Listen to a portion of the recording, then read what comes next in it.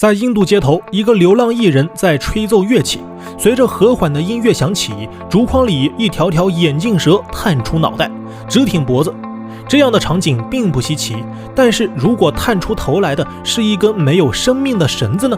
而且这根绳子不仅能够慢慢从竹筐里长出来，还会变得像定海神针一样坚硬。这是一种被印度人称之为通天绳的幻术。看过这种表演的印度人都会坚信法术确实是真实存在的。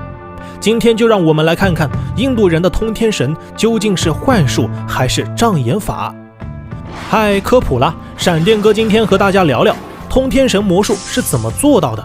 在一片居民房中间的空地上，周围的观众们紧紧挨在一起，和印度人坐火车的情景有得一拼。而在白色栅栏围成的表演场地上，一个皮肤黝黑的苦力带着一个米缸大小的竹筐和一根粗大的麻绳，毕恭毕敬地等候着。仔细观察这片空地，或许你就能破解通天绳的奥秘了。这时，衣着华丽的魔术师带着他的小助手走进了表演场，但是按照魔术表演的规矩，在表演开始前，还是要让观众们检查一下道具。于是魔术师依次将竹筐和麻绳拿到对面坐着的观众面前检查。竹筐里空空如也，麻绳虽然又粗又长，但却非常柔软。在确认过道具没有问题以后，苦力接过竹筐摆在空地中央，又将软绵绵的麻绳塞了进去。在一切准备就绪之后，魔术师就宣称自己能与天神沟通，只要他吹响手中的乐器，绳子就会被天神施法，变得坚硬无比，然后自己从竹筐里钻起来。周围的观众自然不肯相信，在场下议论纷纷。没有理会众人的质疑，魔术师拿出一柄笛子开始吹奏。随着笛声的伴奏，绳索居然真的有了感应，就像被催眠的眼镜蛇一样，自己从箩筐里慢慢探出头来，而且越升越高，越升越高。这还不算完，为了证实绳子被天神施了法，魔术师还特意让小徒弟爬上去试试。只见小男孩身手敏捷，一下子就挂到了绳子上，像是只爬竹竿的小猴子，3下2下就爬到了顶端。周围的观众总算是心服口服，不禁鼓掌喝彩。等孩子爬下来以后，魔术师围着箩筐把咒语一念，妈咪妈咪哄，原本坚硬笔直的绳子顿时像泄了劲儿一样瘫软地塌下来，缩进了竹筐里。看到这里，小伙伴们有没有发现一些比较可疑的地方呢？要破解通天绳的奥秘，最主要是解答2个问题。第一，没有人触碰竹筐里的绳子，那它是如何自己从竹筐里爬出来的？第二，原本柔软的绳子为什么会变得像铁柱一样坚硬？第三，在小孩爬绳子的时候，绳子就像扎根在地下一样，没有出现摇晃。对此，很多网友提出第一种猜测，认为想让绳子直立向上生长，那绳子里面一定有机关。从现场来看，绳子是垂直上升的，在上升过程中也不会有大幅度的晃动。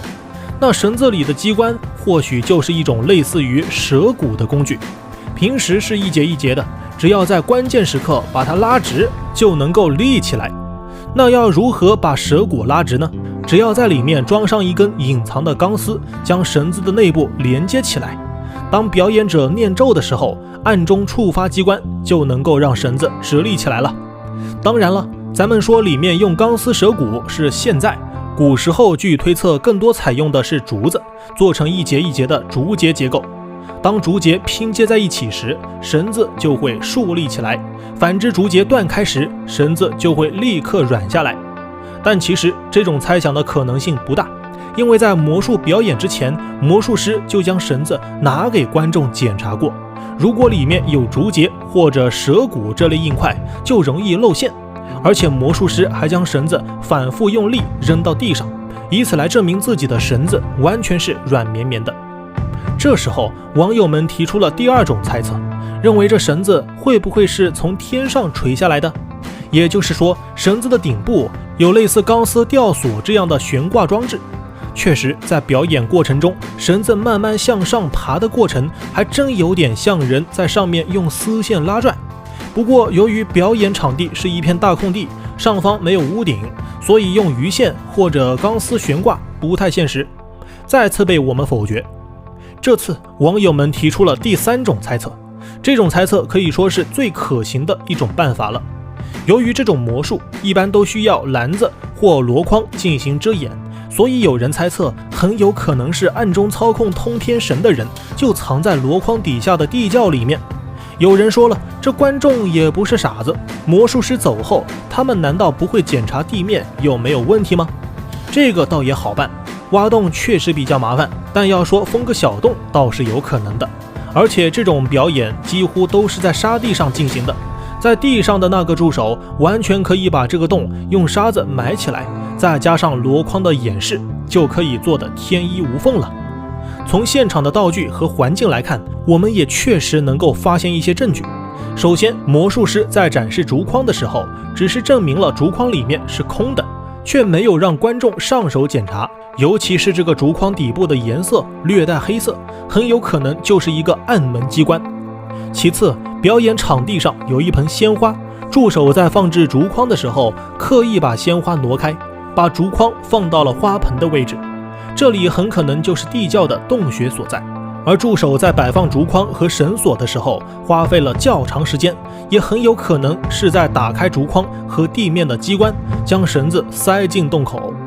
最后，因为现场声音嘈杂，为了让地上的魔术师和地下的助手能够配合好，所以魔术师就需要吹响手中的笛子，笛声很有特点，以至于助手在地下也能够听出来是魔术师在发号施令。于是助手拿出事先准备好的竹竿，从粗大的绳子里套进去，慢慢把它举起来，最后用桌椅等家具抵在竹竿下方，把它固定住。那么孩子攀爬的时候，它就不会摇晃和下坠了。表演结束时，绳子也是一节一节软化，可见还真是有人在地下抽出了中心的竹竿。通天绳这个魔术可有上千年的历史了，在伊斯兰教的古兰经里，绳子被视为可以和神沟通的工具，所以很多印度人认为，如果用绳子搭建一个天梯，就可以爬上去与神直接对话了。而且在传说中，幻术师只要打开自己装绳子的口袋，将绳子往天上一抛，绳子就会无限生长，就像把天地连接在一起一样，绷得笔直。而小孩如果顺着绳子往上爬，直到人的肉眼看不到的地方，就会因为窥探天机遭受神仙的惩罚，从天上坠落下来。而在我国，通天绳魔术表演最早被记录于宋代的《太平广记》。